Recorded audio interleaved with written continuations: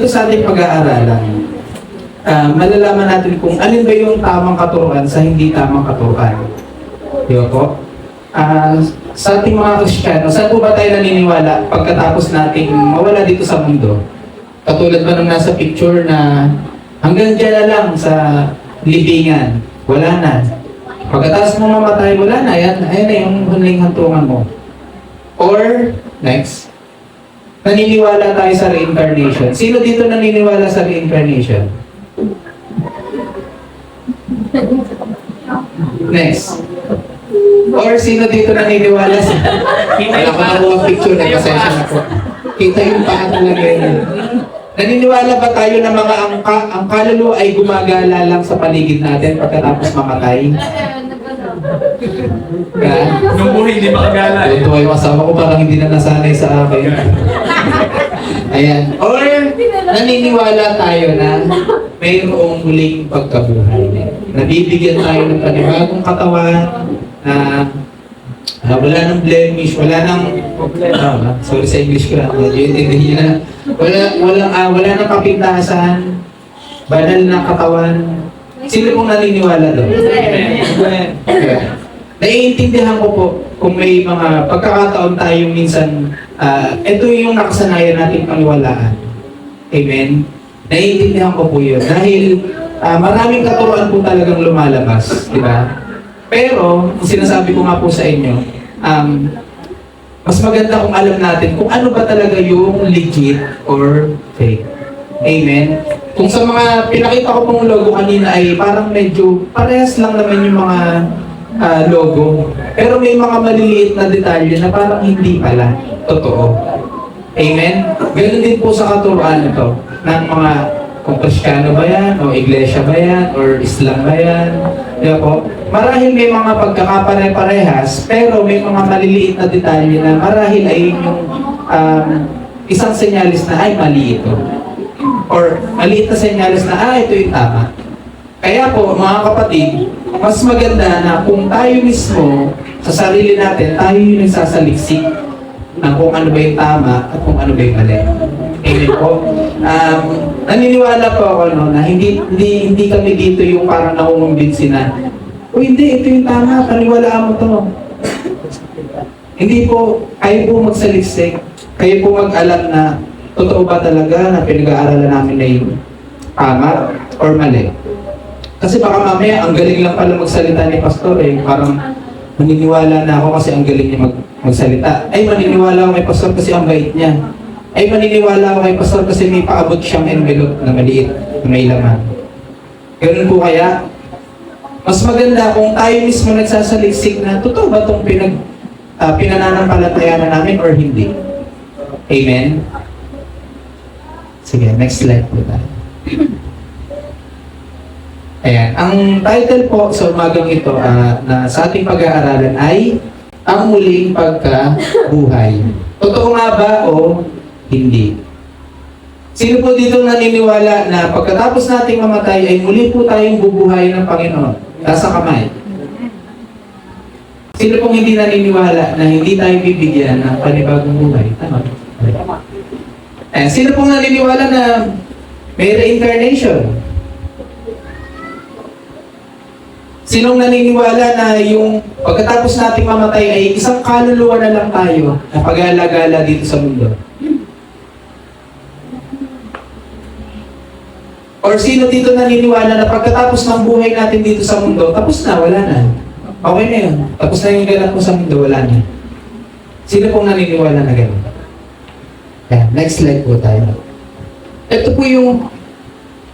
Ayan, sige. Basahin po muna natin. Makibukas po tayong lahat sa unang Korinto, chapter 15, verse 12 to 19.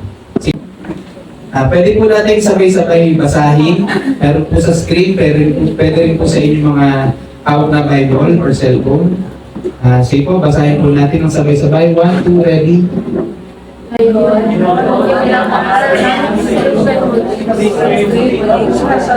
Bakit sinasabi nila sa inyo wala naman yung pagkabuhay? Kung totoo man ang muling pagkabuhay, mga tulanan ng mag-isip ko ang hindi muling pagkabuhay. At kung hindi ko ay hindi muling pagkabuhay, wala nang pagkabuhay walang simple ang iyong pananampalataya. At hindi naman yan. Dahil masasali sa sumaling kami tungkol sa Diyos, dahil pinahalagan namin ang buhay niyang muli si Kristo. Ngunit hindi siya muling nabuhay kung talagang walang muling pagpagpapahay. At kung si Kristo hindi muling nabuhay, walang simple ang iyong pananampalataya, at hindi pa kayo nakapatawad sa iyong mga kasalanan. At nakakahulugan din ang pananampalataya kay Kristo ay namatay na hindi na. Kung ang pag-asa natin kay Kristo ay hanggang sa buhay na ito lamang, tayo ang pinakawawa sa lahat ng tao. Okay. Pagdalian po tayo manalangin. Panginoong Diyos namin makapangyarihan sa lahat, narito po kami, Panginoon, upang mag-aral ng inyong mga salita. Kami po, Panginoon, ay mga tanong sa aming isip, ay mga bagay na hindi kami mabilis na mapag-aaralan or matututunan. Pero Lord, kayo po yung magpapaunawa sa amin sa umagang ito, Panginoon. At ang mga turong ito, Lord God, ay maging gabay namin, Panginoon, sa aming mga kanya-kanyang buhay, Panginoon. At ito po yung maging silbing ilaw, Panginoon, sa mga tatahakin namin, Lord God, na pagsubok sa aming mga suliranin sa aming buhay, Panginoon. Maging yung mga salitang ito ang tumulong, Panginoon, sa amin sa aming buhay, Panginoon. Maraming salamat po. Ang bawat isa po, Lord God, ay nawa ay mapagpala ng mga salita mo. Ito po ang aming dalangin sa pangalan ni Jesus. Amen. Sige po tayo po yung mga po. Ayan. Sabi doon, bakit? Ayan. Kung pinapangaral namin si Kristo'y muling nabuhay, bakit sinasabi ng ilan sa inyo na hindi bubuhayin muli ang mga patay? Ito po yung mga sample ng mga relihiyon na hindi po naniniwala sa muling pagkabuhay ni Kristo. Yan. Una na po dyan ang Judaism. Sino po dito ang Judaism? Baka napasama lang dito sa church. Pero Judaism pala. Ayan. Itinatanggi ang pagkabuhay at muling pagkabuhay ni Jesus.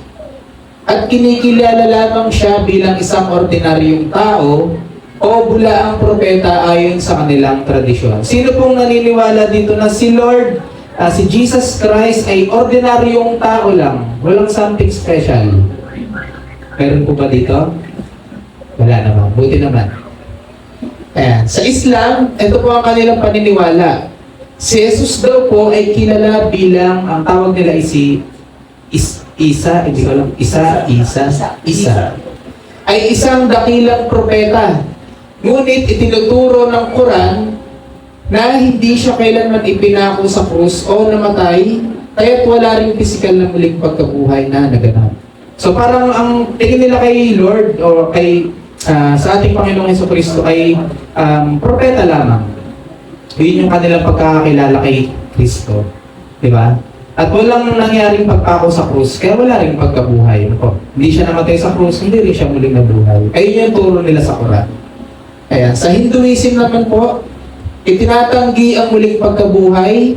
Ang pagtingin nila kay Jesus ay bilang isang guro o taong nakaabot ng mataas na antas ng espiritualidad o moksha. Hindi bilang isang tagapagligtas na nabuhay na maguli. Amen? So parang si Lord sa kanila ay isang simpleng tao lang din. Pero alam niyo parang naabot niya yung mataas na spiritual na level ng buhay. Ano po? Yun lang yung pagkakakilala nila kay sa ating Panginoong Jesus. Amen? So tulad ng sabi ko kanina, marami pong turo na iba't iba na maririnig natin. Ano po? Lalo pag lumabas tayo ng ibang bansa, marami po dyan, lalo sa India, napakarami po nilang Diyos. Di ba? Sa China, meron silang tinatawag na Confucius. Di ba po? May Buddhist. Di ba pa? Marami pa. May Satanista pa nga eh. Di ba po? Maraming relihiyon. Di ba po? Na maririnig tayo na iba't ibang klase ng turo patungkol kay Jesus. Kaya nga sabi ko sa inyo kanina, maganda kung tayo mismo yung magsaliksik kung totoo nga ba si Kristo? Kasi baka mamaya nadala ka lang kasi masaya yung tugtugan, tapos may pagkain, tapos may aircon kasi yung church, kaya doon ako lagi sumasama. Di ba? Parang malapit kasi sa church, sa bahay namin yung church, kaya doon ako napunta.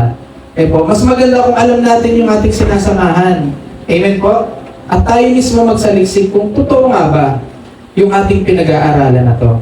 Amen? Sige po. Ang tanong doon, tayo po ba, anong paniniwala natin tungkol sa bagay na ito? Si Lord po ba o si Jesus Christ po ba ay namatay o hindi? Si Lord po ba ay muling nabuhay o hindi? Amen. Ngayon, syempre, kailangan natin yung ebidensya. Kasi, bakit sasabihin nga natin, nabuhay si Jesus, nabuhay si Jesus. Anong ebidensya? Ayun yung pinaka-the best, no? Meron tayong ebidensya. Makikita din po natin yan sa Bible. Sige po. Next slide. Ayan. Kung totoong walang muling pagkabuhay, nangangahulugan din na maging si Kristo ay hindi rin muling nabuhay. Amen? Ito naman po yung ating ebidensya. Makikita natin sa Juan chapter 20 verse 1. Nung sabi po doon, madilim-dilim pa ng unang araw ng Sanlinggo, pumunta si Maria Magdalena sa libingan. Naratnan niyang naalis na ang bato nakatakip sa libingan. Amen? Alam niyo po ba yung tomb ni Jesus Christ, yung libingan ni Jesus Christ, kung ano pong itsura? Ano po ba yun? Yung isang parang kuwebang maliit na may nakaharang na malaking bato, mabigat na bato. Nung nag-research po ako, nagtanong-tanong ako dun sa Jerusalem, sabi po nila, mga 20 katao na malalakas bago matanggal yung bato na yon. Kasi ang design daw po nun, meron akong picture dito kaso hindi sala pala yung pagkakalagay ko. Naka-slant po siya, nandito yung bato, pagka wala pa pong nakalibing, nandito pa yung bato, ito yung pinto, nandito yung bato. Ngayon pag naipasok na yung patay, saka pagugulungin yung bato. At parang nakalak na siya kasi nakaslant eh. So kung hihilahin mo yun, hindi siya basta-basta parang sliding door natin sa panahon ngayon na parang igaganon mo lang, iikot na. Hindi po, nakalak na po siya gano'n. So kung gusto, kung sasadyain, nabuksan yun, ay talagang kailangan ng manpower. Kaya po, kailangan ng manpower bago mabuksan yung libingan na yun. Ngayon, sinong gagawa nun? Para saan? Para saan nila gagawin yun, di ba? Ano pa? Pakita po, next slide po. Ayan. Sa Juan chapter 20 verse 19 to 23, ito po yung mga ebidensya natin na si Jesus ay nabuhay. Kinagabihan ng araw din ngayon na unang araw ng linggo, habang nakasara ang mga pinto ng bahay na kinaroroonan ng mga alagad, dahil sa takot nila sa mga Hudyo, na sinarado nila yung pinto, para baka tayo mapuntahan ng barangay barangay Hudyo. Madaling lang. Baka tayo makita ng mga Hudyo na nagtitipon tayo, isarado niyo yung mga pinto. Alam niyo dumating si Jesus, tumayo siya sa kalagitnaan nila at sinabi, sumayin niyo ang kapayapaan. Nakakagulat yun. Pagkasabi nito, ipinakita niya ang kanyang mga kamay at ang kanyang tagiliran. Tuwag-tuwa ang mga alagad na makita nila ang Panginoon. Sinong hindi magugulat nun? Sarado yung pinto, nakalak lahat. Diba? Tapos biglang bubulaga sa inyo ang Panginoon. Sino to? Parang, diba? Sinong hindi magugulat? May nakapasok, di ba po? Pero nakita nila, ako to. Ito yung sugat ko. Sabi, dito. Ito yung sugat ko. Ako to. Amen? So yung mga alagad mismo, isang saksi na po, na si Jesus ay nabuhay. Amen? Sige po, next slide tayo. Ayan. Nagpakita si Jesus sa mga alagad. Habang sinasabi nila ang mga bagay na ito, tumayo si Jesus sa gitna nila. Sinabi niya sa kanila, kapayapaan ang sumainyo. Sa kanilang pagkasindang at pagkatakot, inakala nilang nakakita sila ng isang spirito. Sinabi niya sa kanila, bakit kayo naguguluhan? Bakit kayo nagkakaroon ng mga pag-aalinlangan sa inyong mga puso? Tingnan ninyo ang aking mga kamay at mga paa. Next po. Ayan, pagkatapos niya magsalita, ipinakita niya sa kanila ang kanyang mga kamay at mga paa. Ngunit hindi sila makapaniwala dahil sa galak at pagkamangha. Habang sila ay nasa gitnang kalagayan, ganitong kalagayan, sinabi niya sa kanila, mayroon ba kayong anumang makakain? Binigyan niya sila ng bahagi ng inihaw na isda at pulot. Pagkakuha niya, kumain siya sa harapan nila. Amen. Isang ebidensya na naging tao si Lord, nagkatong tao. Nabuhay siyang muli, hindi siya espiritu lang. Amen. Kumain siya eh. Di ba kung espiritu lang si Lord, baka tumatago si Lord sa mga bagay-bagay. No? Baka hindi niya nalunok o baka lumagpas lang yung kanyang kinain. Amen. Pero nakita natin dito sa Bible, na sinulat ng apostol na nakakita sa kanya na, nakita namin si Jesus. Nagsulat ng libro na to. Nakita namin si Jesus, kumain siya. At kami yung mga saksi na buhay siya. Sinusulat ko to kasi nakita talaga namin siya ng aming dalawang mata. Amen? So ito yung mga ilang ebidensya. Ano pa?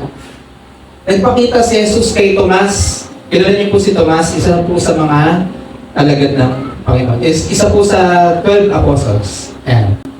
Si Tomas na isa sa 12 alagad ay tinatawag na kambal. Hindi nila siya kasama nung dumating si Jesus. Sinabi nga ng ibang mga alagad sa kanya, nakita namin ang Panginoon.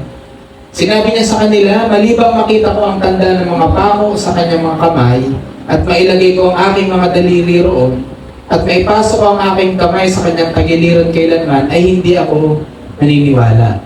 So, kumbaga nakita niyo yung pagkakaiba ni Tomas na hindi pa nakakakita sa mga alagad na nakakita na, di ba? Yung mga alagad na nakakita na, sigurado sila, Tomas, nakita namin si Lord, buhay talaga siya. Etong si Tomas, nag-aalilangan, patay na si Lord. Nandun nga siya sa libingan eh. Nilibing na siya, nakita ko din. Pinako siya sa krus. Mabubuhay pa ba si Lord? Hampasin ka ng napakarami kung ano-ano. Tapos, ipako ka sa krus, sinaksak yung tagiliran mo. Hinayaan kang mauhaw doon sa kabilaran ng init. May mabubuhay pa ba doon? Basahin po natin, next slide po, sa 1 Thessalonians chapter 14, verse 4, 14 to 16. Sige po, basahin po natin muli. Ito ay pagkat kung naniniwala tayo na si Jesus ay namatay at nagkatapos muli. Ngayon din naman ang mga nagtuturo kay Jesus ay lalagyan ng Diyos kasama niya. Ito ay sinasabi na ng Sinyo ay sa salita ng Panginoon at tayo mabubuhay at nanatili ang dasalit ng Panginoon ay hindi mauulas ng paraan sa mga nagtuturo. Ito ay sapagkat ang hindi na siya magpapagala sa langit na may sinisigaw na utos, na may tinig ng mga anghel at may trompeta ng Diyos. Ang mga matay kay Kristo ay unang magbabago. Amen. Ito po yung resurrection of the dead na po. Pagkabalik ng Panginoong Jesus, unang bubuhayin yung mga kay Hesus Kristo noong unang panahon na po. At saka po tayo. Amen. Tayo po'y bibigyan ng panibagong katawan. Yung banal para kay Kristo. Amen po. Ayan. Verse 19. Next slide po tayo. Ayan. Kung ang pag-asa natin kay Kristo ay hanggang sa buhay na ito lamang, tayo ang pinakakawawa sa lahat ng tao. Kung maririnig niyo po yung pagkakasabi ni ni Pablo po. Sabi niya, kung ang pag-asa lang natin kay Kristo ay hanggang sa buhay na ito lamang, tayo ang pinakakawawa sa lahat ng tao. Parang naririnig ko po dyan si Rizal, yung kasabihan niya na, ang hindi magmahal sa sariling wika ay higit pa sa mabaho na isda. Mabahong tilapia. Higit pa sa malansang isda. So parang irony ni Rizal yun. Mix and match. Mix and match yun. Naghalo-halo yung kasabihan. Nag-mash up. Parang ganun yung pagkakaintindi ko dito sa sinasabi ni Pablo na kung yung pag-asa lang daw po natin ay hanggang dito lang para sa buhay na to, kawawa ka na. Ikaw na yung pinakakawawa. Isipin nyo, paano ba isang nakakaawang tao? Walang asawa. Sige, diba?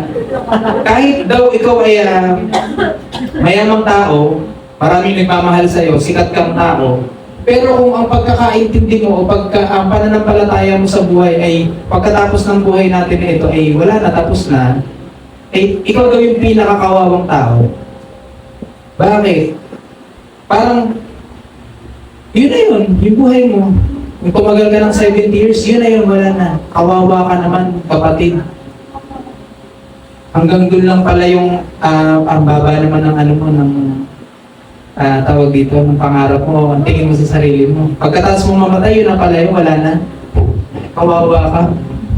Kawawa tayo kung ganun yung pagkakaintindi natin. Ano po? Nung, kailan ba to? Kahapon po ata to, nung isang araw, kahapon. Basta po, may napagtanungan po kasi ako parang Bible scholar na po ata ito, candidate. History po ng background nung bakit nasabi ito ni Pablo. Parang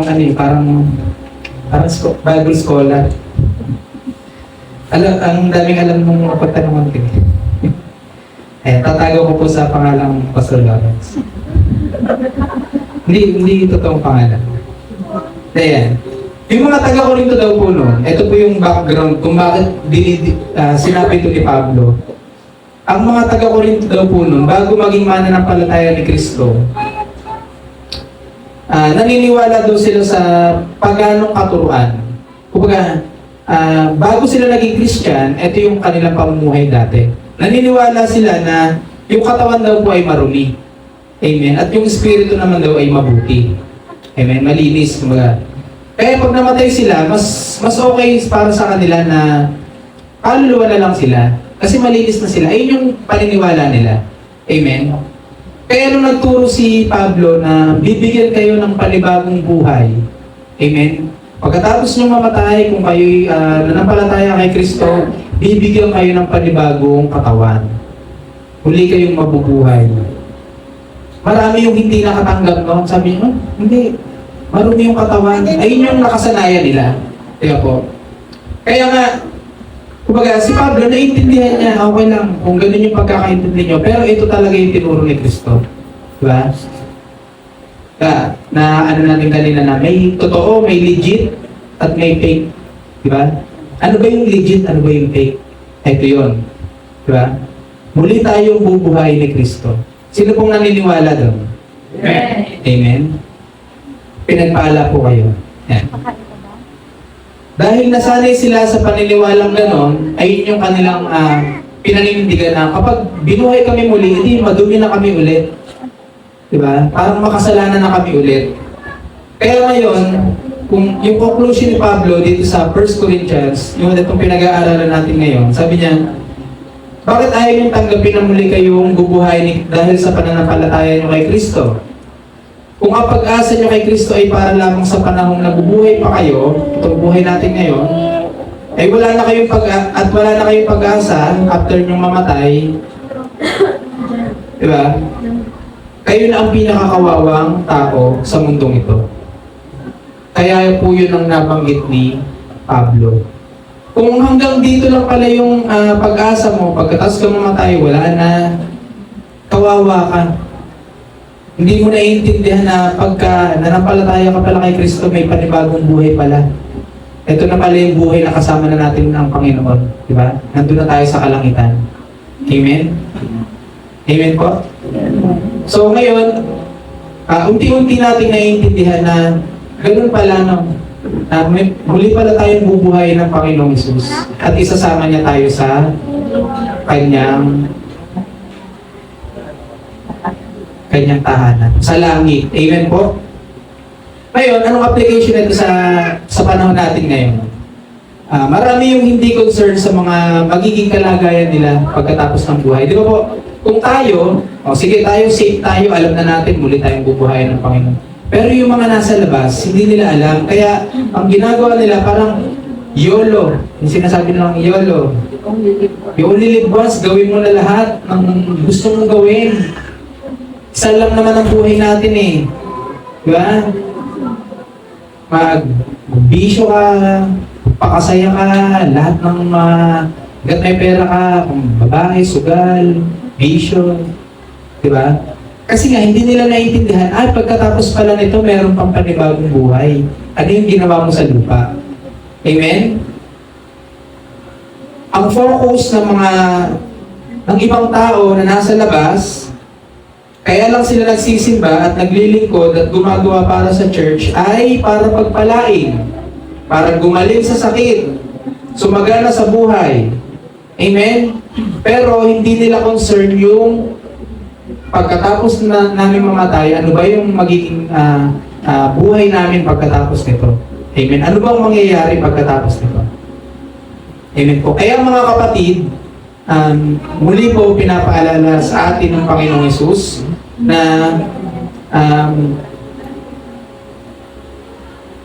ang buhay natin dito sa mundo po ay panandalian lamang. Amen? Kung tumagal ka man ng 70 years o umabot ka pa ng 100 years, saglit lang po yan. Sabihin niyo po saglit. Saglit lang po yan. Di ba po? Kumpara po natin sa buhay na walang hanggan. Amen? Kaya po, mga kapatid, mamuhay tayo kay Kristo. Amen? At ganoon din po, i-share natin sa iba na may susunod pang buhay. Huwag po tayo mawalan pag-asa na pagkatapos dito, kung may problema ka dito, parang hindi ka na makalabas, doon na matatapos yung buhay mo. Hindi, meron pang kasunod. Ano yung ipapakita mong response dun sa mga problema kinakaharap mo ngayon? Di ba? Baka ang pagka nakakaranas tayo ng problema, na parang imposible nang makalabas, parang wala ka ng pag-asa. Tawag dito, inaano mo na si Lord sa'yo, parang inaalis mo ng Panginoon sa iyong buhay. Lord, hindi ka totoo. Dami kong problema, parang hindi na ako makalabas. Hindi ka totoo. Ganun ba tayo? Lord, totoo ka ba? Tignan mo yung problema ko, patong-patong na. Ang dami ng bills na nakahanay, nakapila na. Lord, yung mga problema ko sa aking mga anak, patong-patong na, sabay-sabay na sila. Lord, yung mga problema ko sa sarili ko, may nararamdaman ako. Wala nang doktor na makapagpagaling sa akin. Yun lang ba yung focus natin? Opo. Isipin natin po na tayo ay resident ng langit. Yun po talaga yung totoo nating tahanan. Amen? Kaya mga kapatid, kung naniniwala tayong may muling pagkabuhay, nawa wag lang tayong mag-focus sa buhay na meron tayo ngayon. Amen po? Ulitin ko po kung tayo po'y naniniwala na may muling pagkabuhay, wag lang po tayo mag-focus sa buhay na meron tayo ngayon. Isipin po natin yung pagkatapos natin sa mundong ito. Amen? Ano ba yung nakita ng Panginoon sa atin? Ano ba yung dadanasin natin sa langit? Amen? Mag-impok tayo ng mga bagay sa kalangitan. Amen po? So ito po ang mga salita ng Panginoon at nawa po ay napagpala po ang bawat isa. Maraming salamat po. God bless.